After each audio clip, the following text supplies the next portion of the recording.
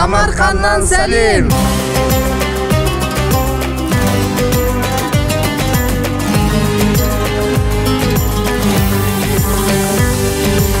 Әлемнің айнасы, көңілдің бағы, жер дидары, шығыстың жауһары Самарқан. Ғасырлар бойы ақындар жырына, сазгерлер әніне қосқан әсем шаһар. Біз Өзбекстанға келіп көреміз деген 4 қаланың 4-шісі. Мұнда жетуіміздің өзі оңай болған жоқ. Алматыдан шыққалы 2,5 мың шақырым жүріппіз. Ташкентте қонақ үй лақтырды, Бұхарада адастық, Хиуада ноутбугымыз бұзылды. Самарқанға үлкен рухани дайындықпен келуіміз керек еді, бірақ түн ортасында шалдыққан күйде жеттік. Артта қаншама километр қалды. 100 шақырымнан кейін Самарқанға жетеміз. Бірнеше жолда көзің ілінді, ерлер шаршадың, соған қарамастан жол жүріп келе жатырсың. Сол туралы айтып берсең. Жоспар бойынша біз таңертең ерте шығуымыз керек еді. Бағана жағдайды көрдіңіздер. Хиуадан сағат 4-те шықтық. Жалпы Хиуа жаңа Хорезм аймағынан шығу үшін жаман жолдармен жүруге тура келді. Одан кейін жақсы бетонка бар. Сол бетон біткеннен кейін шамамен 50 шақырымдай ма қайтадан жолсыз басталады. Өтте жаман жол. Жол мүлде жоқ, қара жолға кәдімгідей. Топырақ, сары. Құм, шаң, тас.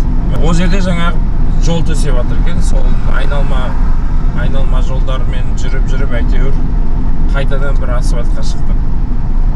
Сол айналма жолдар кішкене шаршатып жерді. Оған дейін жақсы келгенбіз. Бірнеше рет тоқтап, бетімізді жудық, жаттығу жасадық. Ең соңғы қолданған амалымыз осы энергетик шу болды. Сосын мына Өзбекстан жолдарының қиын жері ауылдан көп өтеді жолдар деген. Шекарадан кірген кезде ескерткен камера көп бізде. Соны абай болыңыз, ертең шығар кезде штраф төлеп жүрмеңіз деп. Бұл жерде солай елге кіресің, штраф жазылса, ол базаға түседі дейді. Базадағы штрафты сол шекарадан шығар кезде төлейді екенсің. Жүргізушілерден сұрап едім, бар камера дейді. Бірақ бәрі басып бара жатыр. 120, 100 деген жылдамдықтар, ол ең төменгі жылдамдықтар ауылдардың ішімен өткен кезде. Түсінбедім мен, сол камера бар ма, жоқ па, білмейсің. Сонымен мен ауылдардан 80 деген жылдамдықпен өтіп жүрмін. Кейде енді бір таксистің артына түсіп, қатты жүріп баратқан 2-3 машинаны көрсем, солардың артына түсіп әйтеуір ілесіп өтіп кетем. Бірақ көбіне сол 80-мен өтуге тырысып жүрмін, камерадан қорқып. Қалай боларын білмейміз енді шекарадан шығатын кезде. Жолда келе жатқанымызға 8 сағат болды. 8,5 сағат тіпті. Жалпы осы Самарқанға енді аман-есен жетсек, аман-есен қонақ үйімізге қоныстансақ деп келе жатырмыз. Қалаға кіріп хостелге қоныстанамыз дегенше түнгі 2-ден асты. Жолдан шаршағанымыз сонша, ертесі әрең тұрдық. Шайымызды іше салып экскурсияға кеттік. Қазақтар да көп кепті міне. Маңғыстау дейді. Маңғыстау Ақтау Offroad Club, сосын мына жерде Арба Travel Club деген осындай Қазақстаннан келген саяхатшылардың жапсырмалары бар екен. Сосын бағана тамақ ішетін бөлмеде 2-3 теңге көрдік. Міне кешегі жолдан мәшинеміз шаң-шаң. Астын бірнеше рет соқтым. Бір жудыру керек болды бұны да. Көк жорғамызды. Терезесіне шаң болып кеткен. Алды тіпті келсіп тұр. Гүл, шыбын шіркей. Міне. Бұйырса бүгін кешке немесе ертең таңертең бір жудырып аламыз. Әзірге көлігіміз осы қонақ үйдің жанында қалады. Мына бүгінгі Самарқанда қоныстанған қонақ үйіміз B&B Бахадур деген. Сондай қонақ үй тура осы жерде қалдырып кетеміз көлігімізді.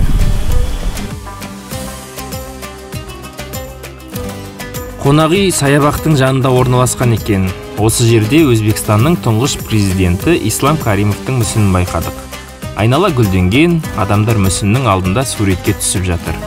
Айта кетерлігі, Ислам Каримов Самарқанның тумасы және осы қалада жерленген. Біз де бір селфи жасап, бақты ары қарай аралайық дедік. 200 метр жүріп, шаһардың негізгі алаңы Регистанға жеттік. Регистанға кіре беріс тұста маска аламыз дейді. Мұнда саудагерлер өте көп екен.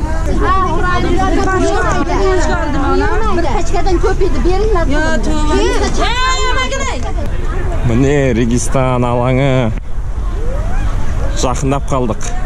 Жалпы Регистан деп Азияда үлкен-үлкен қалалардың орталық алаңдарын айтады. Ал осы Самарқанның Регистаны бүкіл Регистандардың ішіндегі ең атақты алаң. Самарқан ана жақта жаңа бір кісілер ұрысып жатыр екен, мен камераға түсіріп келе жатсам, мен соларды түсіріп жатыр деп ойлап қалды да, содан кейін маған айғайлап жатырды, ей қайда, не істеп жатсың, кет ары деген сияқты. Иә, жаңа маскаға, біреу маскаға ақша берген, оның маскасын сан дұрыс бермеген, сонымен ана кісілер жабылып, жаңа маска сатып алған кісіні қысқасы қуып жатыр ана жерден. Кетіңіз дұрыс бердік деген сияқты әйтеуір ушу. Сонымен Регистан алаңы туралы не айтып отыр едім? Регистан, осы Самарқанның Регистан алаңында 3 сәулет ескерткіші бар. Олар туралы қазір айта кетеміз. Не Регистан, анау жерде арнайы көруге арналған алаң бар екен. Сол жерде суретке түстік. Мұнда міне 3 ғимарат бар. 3 сәулет өнері ескерткіштері. Ұлықбек медресесі, Тиллакори медресесі және Шердор медресесі. Осындай әдемі ғимараттар міне. Сыртына қазір жақыннан қандай өрнектері барын, қандай суреттері барын жақындап барып көреміз. Кеше біз Хиуада, өздеріңіз білесіздер, Ичан қалаға Қарақалпақпыз деп кіріп кеттік.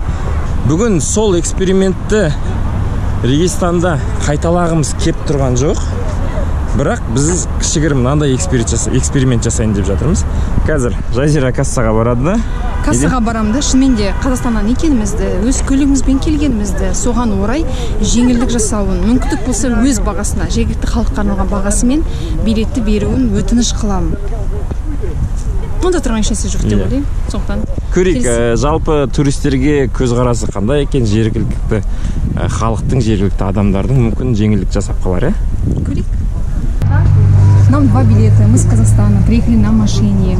Сделайте скидку. А то у вас 40 тысяч. Эксперимент жасадық. Біздің алдымызда Қарақалпақ жігіттер кіре алмай кетті. Қарақалпақстаннан болса да паспортымызды ұмытып кеттік деп әйтеуір кіре алмай 40 мыңға билет алды. Біз не істедік?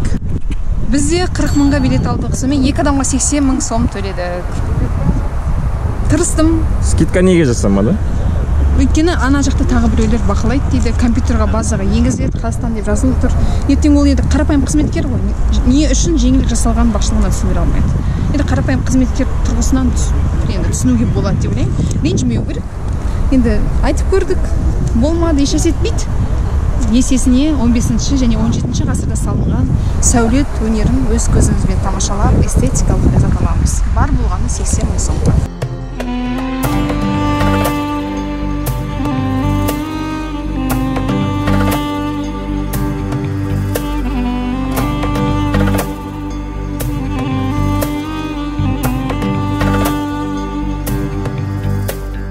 Регистандағы ғимараттар көздің жауын алады.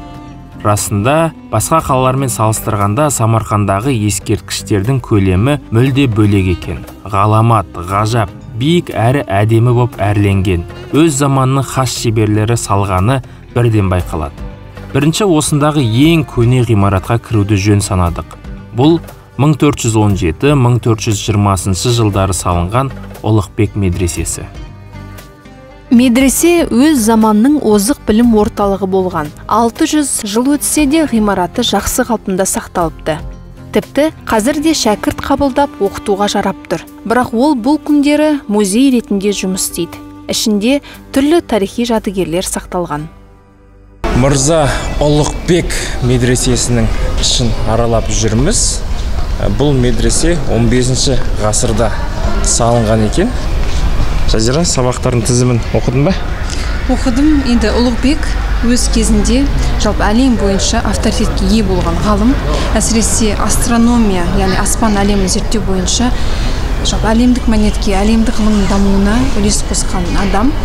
Шынымды айтайын, сол жазбаларды көрген кезде денем тітіркенді, өйткені осы, былайша айтқан кезде құмды жерде, Рейстанда өмір сүріп, аспанды зерттеу, обсерватория салу, соның барлығына қалай үлгерген деймін. Сонымен қатар 100 шәкіртке білім берген.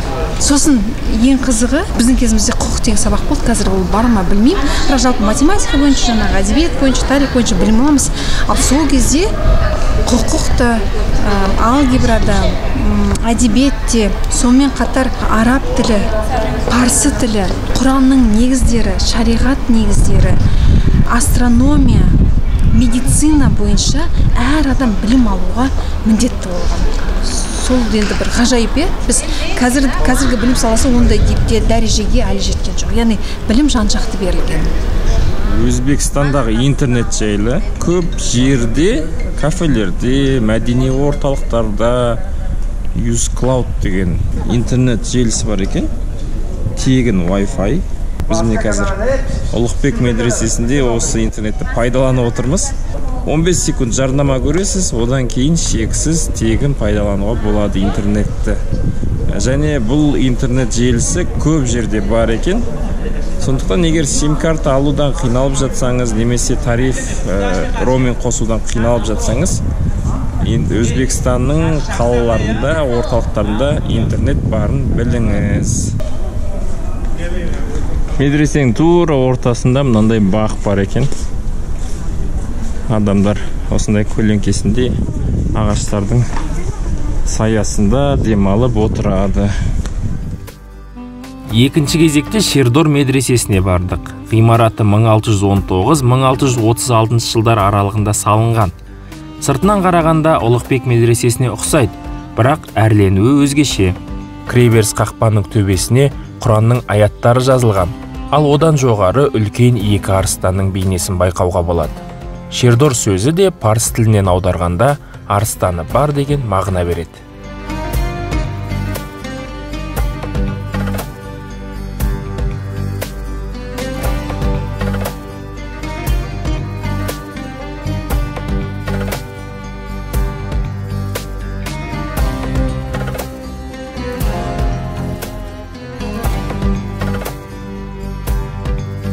Мына жерден мынандай бір жүзім тауып алдық. Жүзімді үзіп жеп жатырмыз. Дәмді болып пісіпті.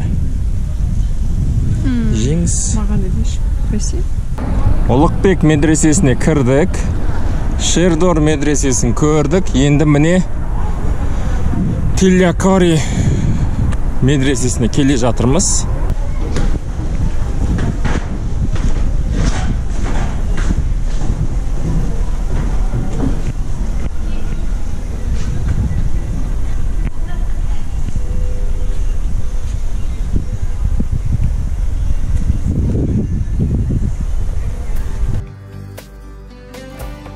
Тиллякари мешіт медресесі 1646-1660 жылдар аралығында тұрғызылыпты. Оның атауы алтынмен апталған деген мағына береді. Шердор және Ұлықбек медреселеріне қарағанда бұл ғимараттың сәулеті қарапайымдау, бірақ іші шынында алтынмен апталғандай екен. Өте әдемі.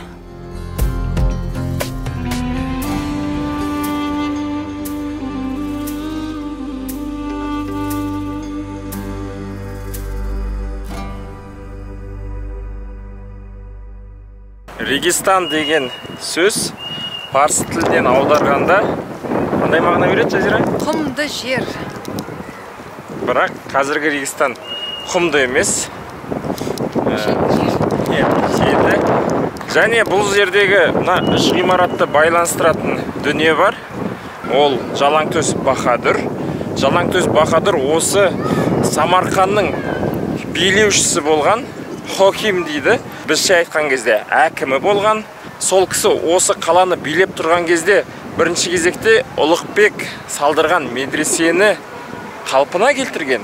Одан кейін өзі осы екі медресенің салынуына бастау болған. Сондай тұлға. Өзбектер оны Олчин руының өкілі деп жазыпты. Бізше айтқан кезде Алшын руы. Жалаңтөс Баһадүрдің қазақ тарихында қалдырған бір ізі бар. Ол 1643 жылы Орбұлақ шайқасы кезінде 600 әскермен жоңғарларға қарсы шыққан Жәңгір ханға 20 мың әскермен көмекке келеді. Сол Жалаңтөс Баһадүр Самарқанның билеушісі салдырған мына екі ғимарат. Сол себептен Самарқанға келетін болсаңыздар, міндетті түрде Регистанға соғыңыздар.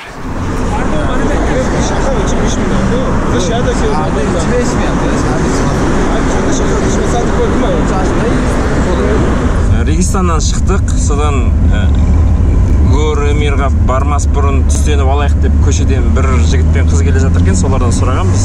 Жолды қай жерде тамақ жесе болады деп сөйтіп едік. Шерзот есімді жігіт екен, бір кәуапханасында, сол жерге барсаңдар өте дәмді деп. Сізмен қалай барамыз деп едік, такси 10 мың сомға ұстай аласыңдар деді. Сөйтіп таксистермен келісіп көріп, таксистер қымбатырақ сұрады, 15 мың сұрады. Шерзот оны қымбат деді да, өзі таксистермен саудаласып, бағаны түсірмек болып еді, олар келіспей қойды. Содан дегеннен қайтпай, көшеден такси ұстап, бізді отырғызып жіберді. Өзі былтыр Алматыда болған екен, Алматы қатты ұнады деп, бізге сәтті жол тілеп, көмектесіп жіберді. Осындай. Жалпы саяхаттап жүрген кезде байқағаным енді, ниетіне қарай жақсы адамдар жолығады. Бізге осындай бір жақсы адамдар кездесіп жатыр жолымызда. Ләйім солай болғай. Бір қызығы, жаңағы жігіт өзі тойға асық барады. Соған қарамастан қол ұшын созды. Ал енді таксистердің саудаласатындай жөні бар екен, өйткені Икром деген жер қаланың басқа бір шетінде. Кәдімгідей біраз уақыт жол жүріп қалдық. Бірақ енді 10 мың сомға келдік. 10 мың сом деген бізше айтқанда асыл. Бізше айтқан кезде қанша? 500 теңгеге де жетпейді ғой.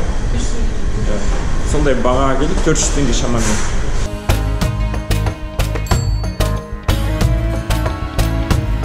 Кәуап жеп болған соң қайта таксиге міндік. Жүргізуші жақсы кісі екен. Әңгіме айтып отырып, бізді келесі нысанға тез-ақ жеткізіп тастады. Рахмет сізге. Жолыңыз болсын, аман болыңыз. Таксист бірден қазақ екеніңізді біліп қойды. Қазақтарды қатты құрметтеймін. Достарым көп қазақтардан дейді. Одан кейін телефон номерімді қалдырайын, кез келген уақытта, кез келген жерден алып кетем. Апар деген жеріңе апарам деп айтты. Бірақ біз білесіздер, Өзбекстанның номерін алған жоқпыз. Сол себептен байланысқа шыға алмаймыз, ренжімеңіз.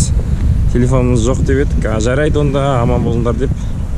Осы міне Әмір Темірдің жатқан жеріне әкеп тастады.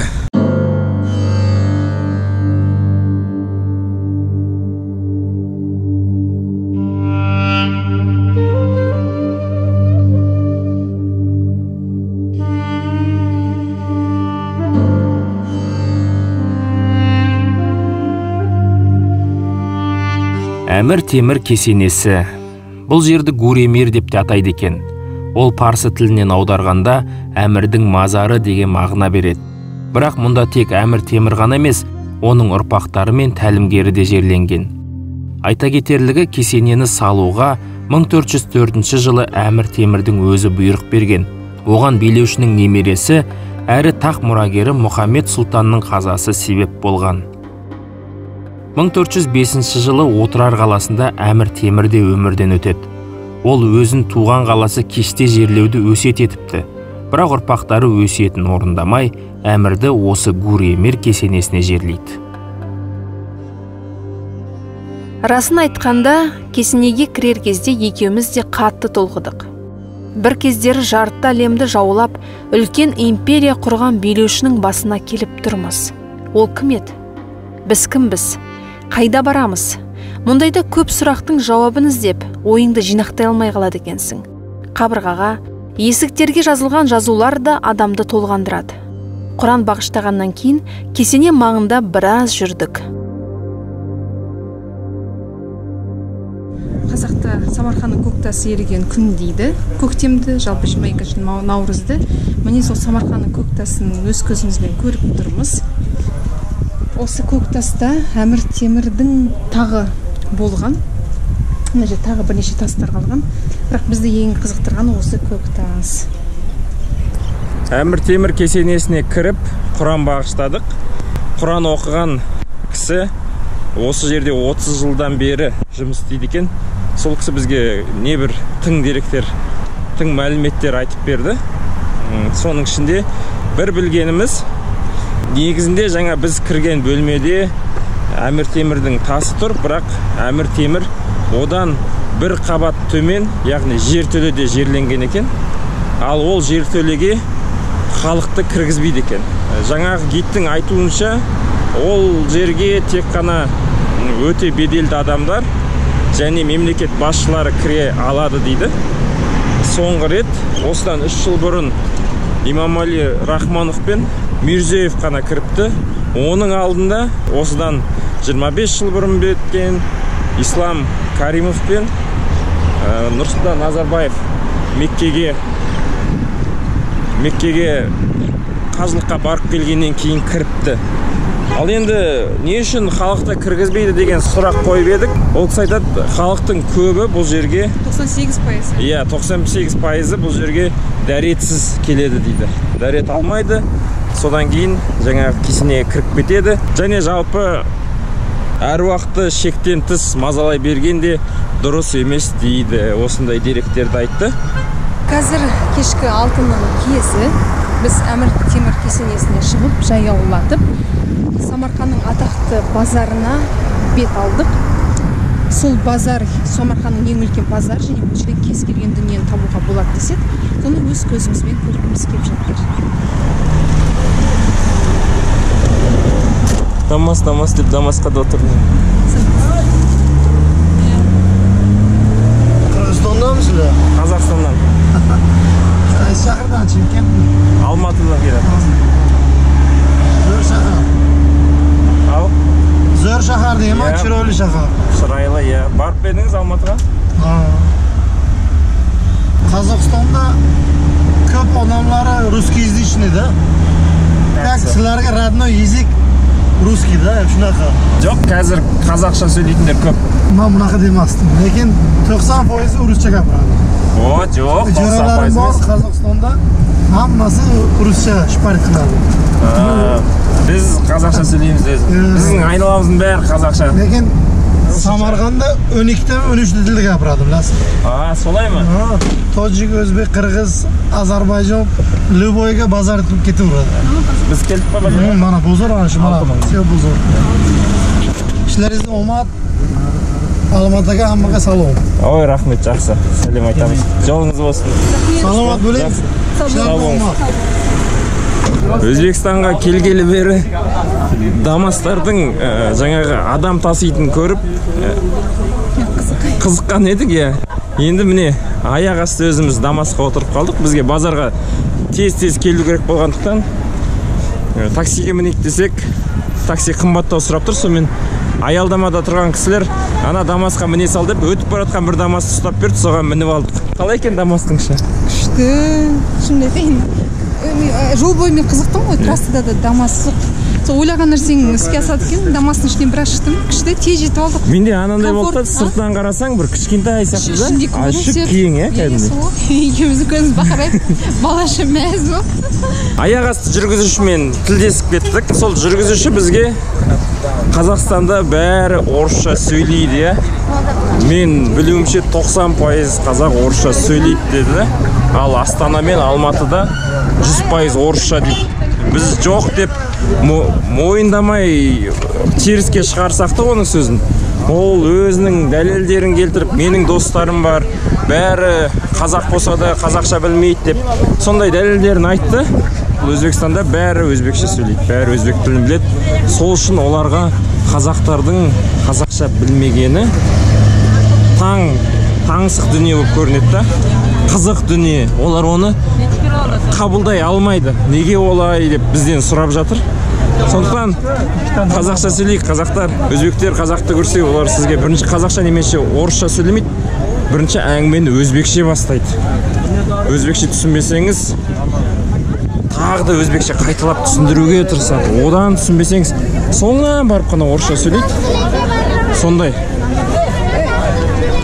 О, қалайсың? Жақсымысыз? Жақсымыз. Қазақстанға сәлем жолда. Салам, хаммаға салам. Базарға кеп қалды. Суеп базар, астына өтіп кетейік. Хоп. Сөмкеңді қойға.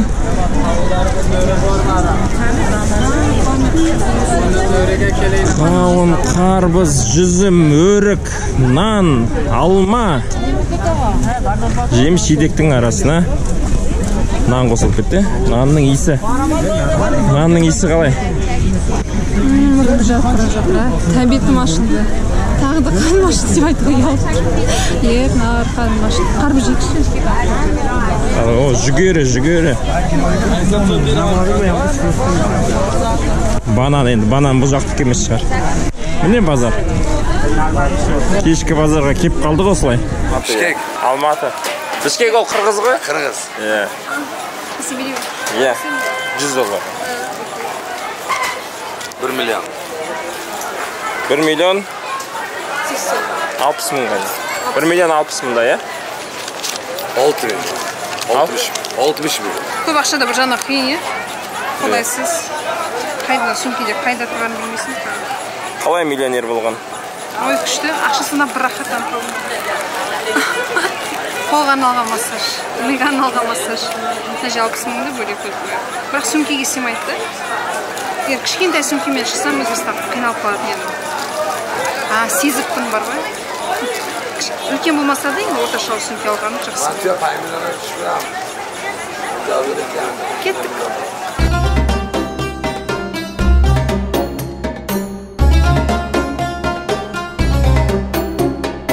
Біз келгенде базар тарқап жатыр екен. Ештеңе сатып алмадық, тек ақша айырбастадық та базардың қарбаласын көріп, артынша кешкі Самарқанды аралап, мұз қаймақ жеп қайттық. Мұз қаймақ біздіңше балмұздар. Жақсы, аман болыңыз. Іштік, біз шай іштік. Çöy baba. Ya, şu an. Yaxşı var ile okuyor. Жақсы. Hadi Joy bam geliyor çıkı. Al. Joy bam geliyor çıkı. Joy var mı çıkı diyorsun? Joy. Diğer yapsın joy var mı diyor? Sizler geliyor. Xulasa joy bam. Mehmonxonaga turasizlar. Ya. Joy bam ise joy bam geliyor. Joy bam ise joy bam geliyor. Meymanxonada turamız, meymanxonada. Meymanxonada turamiz. Joy bam ise joy var. Xulasa çay içiyorlar. Рахмет. Жақсы. Сау болыңыз, саламат болыңыз, аман болыңыз. Жақсы. Сау болыңыз. Ертесі жанармай құйып, көлігімізді жудырып, Ұлықбек обсерваториясына бардық. Мәшіне жуатын жігіттер көліктің маркасына, түріне қызығып жатыр. Қай жылғы мәшіне, мынау Қазақстанда шығарыла ма, бағасы қаншадан сіздерде мәшинелердің, сондай әңгімелерді айтты енді. Мәшинемізді енді әдемілеп жуып берді, 15 мың сумға, жақсылап тұрып, тазалап. Мен ойлап қалдым, мұнда жаңағы мәшине жуатын адамға бөлек ақша төлейтін шығар деп, өйткені ана жігіт деген асты үстіне түсіп, мәшиненің кәдімгідей жуған кезде, сүрткен кезде қатты таңғалдық. Болды, жетеді десек те қоймайды, арғатайды сүртіп атыр. Сәл қалғанда мәшиненің краскасын ойып жіберетін еді анау. Біз шетелдік болғандықтан ғана емес, біздің алдымыздағы мәшинені дәл солай жуған сол жігіт. Мен ойлағам сол кезде 20 минут деген кезде, ай, мына жігіт ұзақтау қылып жуады-ау деп, сөйтсем расымен шынымен ұзақтау қылып жуды. Сол үшін де рахмет. Сондай енді. қызмет көрсету деңгейі өте жоғары екен. Мырза Ұлықбек музей мажмуасы дейді. Көп жол жұмыстар мен үшін ана қылдым, қайтып кетпеңіздер дедім. Рахмет. Саған да рахмет. Ана кассада тұрған кісі айтады да жаңағы, сендер Қазақстаннансыңдар ғой, сендерге 50 мың дейді екеуіңе. Біз айтамыз, жоқ аға, бізді енді Өзбекстан азаматы ретінде кіргізе салсаңыз, біз деген кетіп бара жатырмыз, ақша үнемдеуіміз керек, көлікпен келе жатырмыз бірнеше күннен бері. Шаршадық жаңағы. Енді айттық, енді кіргізе салыңыз, енді скидкамен. Соңғы нүктеміз осы Өзбекстандағы, Самарқандағы деп едік. Жоқ, кіргізе алмаймын, 40 мыңға кіргіземін деді. Біз деген жоқ, жарайды деп кетіп бара жатыр едік. Қайтадан шақырып алды да, кіріңдер енді. Ақыр соңғы нүктелерің екен. Қазақ пен өзбек қандас бауыр. Сол себептен де сендерге скидка жасап тұрмын. Ешкімге ештеңке айтпаңдар деді. Енді біз осы блог түсіріп жатырмыз. Сіздер де ешкімге ештеңке айтпаңыздар. Бірақ келген кезде осындай қонақжай өзбек бауырларымыз барын біліп жүріңіздер.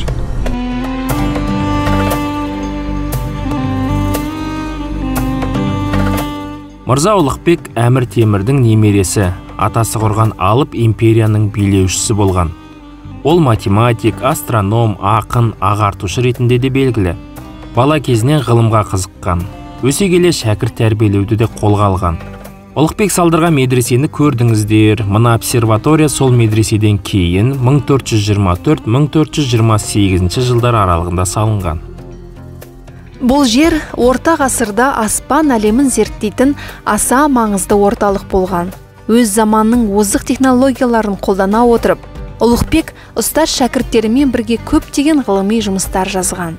Қазіргі күні обсерваторияның кей бөліктері ғана сақталыпты. Жанында музей бар екен. Ішіне кіріп, Ұлықбектің өмірімен, еңбектерімен таныса аласыз. Одан бөлек Әмір Темір әулетінің тарихын да біліп шығасыз. Мырза Ұлықбек обсерваториясын көрдік. Осымен біздің Самарқанға жасаған сапарымыз аяқталды. Және жалпы Өзбекстанға жасаған саяхатымыз да өз мәресіне жетті. Бірақ жолымыз мұнымен біткен жоқ. Бізге әлі үйге бару керек. Бұйырса қазір Шымкентке жетіп, сол жерде демалып, ертең Алматыға жолға шықпақпыз.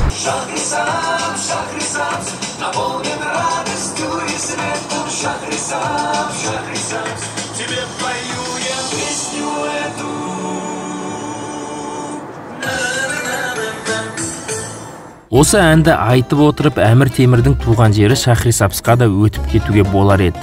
Бірақ уақыт тапшы, алдын ала құрылған жоспар бар. Әйтпесе Қарақалпақстанға да, Ферғанаға да, шалғайдағы қазақ ауылдарына да барар едік. Жол түспеді. Келесіде айтылған жерлерді міндетті түрде аралауға тырысамыз.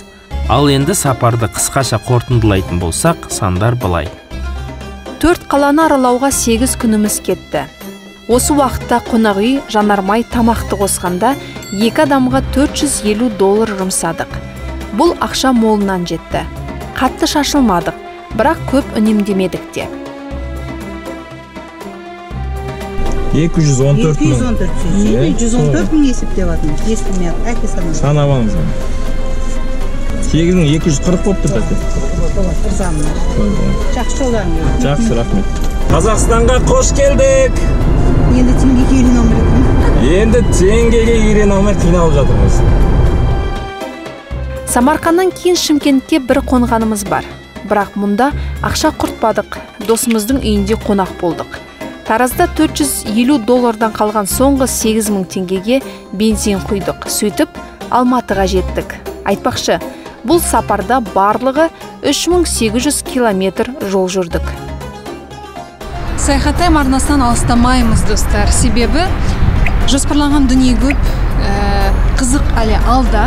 Бізбен бірге әлем шарлап, жаһан кереметін тамашалаңыздар. Лайк басуды ұмытпаймыз. Сіздерге жалынды бізден сәлем. Сау болыңыздар. Сау болыңыздар.